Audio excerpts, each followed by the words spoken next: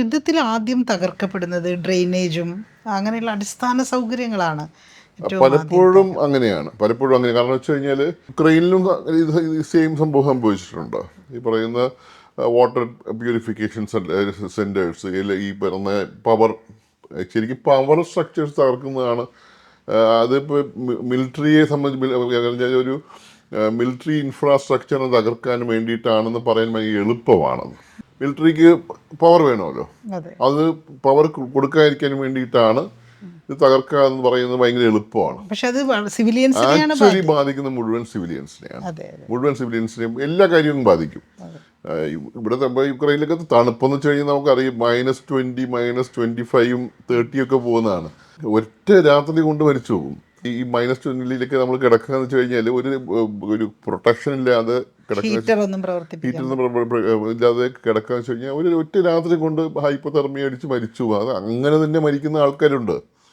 പ്രത്യേകിച്ച് വയസ്സായ ആൾക്കാർ, ഡയബറ്റീസോ ഹൈപ്പർ ടെൻഷനോ മറ്റോ ഒക്കെ ഉള്ളതായിട്ടുള്ള ആൾക്കാർ അപ്പം മരിച്ചു.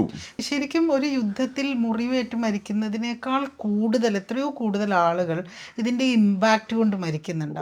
അതിന്റെ ഇമ്പാക്ട്സ്, മറ്റുള്ള ഇമ്പാക്ട്സിനെ കുറിച്ച് ആർക്കും അങ്ങനെ മനസ്സിലാൻ പറ്റില്ല. ഏറ്റവും പ്രധാന പ്രശ്നം, നമുക്ക് ഏറ്റവും ലളിതമായി പറഞ്ഞ് ഏറ്റവും വലിയ എമർജൻസി ഏതെന്ന് ചോദിച്ചു കഴിഞ്ഞാൽ എല്ലാവരും പറയും ഈ പറഞ്ഞ പരിക്കുകളെന്നാണ് പറയുന്നത്. പക്ഷെ പരിക്കുകളല്ല എമർജൻസി. ഏറ്റവും വലിയ എമർജൻസി പ്രസവമാണ്. പ്രസവിക്കേണ്ട ആൾക്കാർ എവിടെ പോയി പ്രസവിക്കും? പ്രസവം നിർത്താൻ പറ്റില്ലല്ലോ. ഇങ്ങനെ ഒരു യുദ്ധം ഉണ്ടായെന്ന് പറഞ്ഞിട്ട് നിർത്താൻ പറ്റുന്ന സംഭവമല്ല. എവിടെ പോയി പ്രസവിക്കും? ഈ ആശുപത്രികൾ മുഴുവൻ പൂട്ടി, റോഡ് മുഴുവൻ ബ്ലോക്കാക്കി, ഇലക്ട്രിസിറ്റി മുഴുവൻ പോയി കഴിഞ്ഞ് വെള്ളവും ഇല്ലാത്ത സ്ഥലത്താകുമ്പോൾ എവിടെ പോയി പ്രസവിക്കും?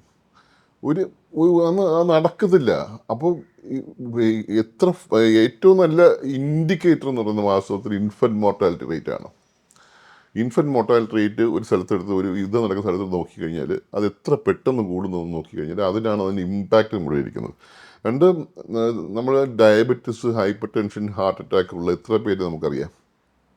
നമ്മുടെ ജീവിതത്തിൽ, നമ്മുടെ കുടുംബത്തിൽ ഒരു 10 പേര് എടുത്തു കഴിഞ്ഞാൽ ഒരു 5 പേർക്കെങ്കിലും ഇത് കാണും. ഈ ഹൈപ്പർ ടെൻഷനും ഹാർട്ട് അറ്റാക്കും ഉള്ള മനുഷ്യന് അവരുടെ മരുന്ന് കിട്ടുന്നില്ലെന്നായിരിക്കുക. എത്ര ദാനം ജീവിക്കുന്ന വിചാരിക്കുന്നത്? ഹാർട്ട് അറ്റാക്കുള്ള മനുഷ്യന് അവൻ്റെ മരുന്ന് കിട്ടിയില്ലെങ്കിൽ 3 ദിവസം അല്ലെങ്കിൽ ഒരു 4-5 ദിവസം കഴിഞ്ഞ് കഴിഞ്ഞാൽ അത് അടുത്ത ബ്ലോക്ക് ഉണ്ടാവും, മരിച്ചു.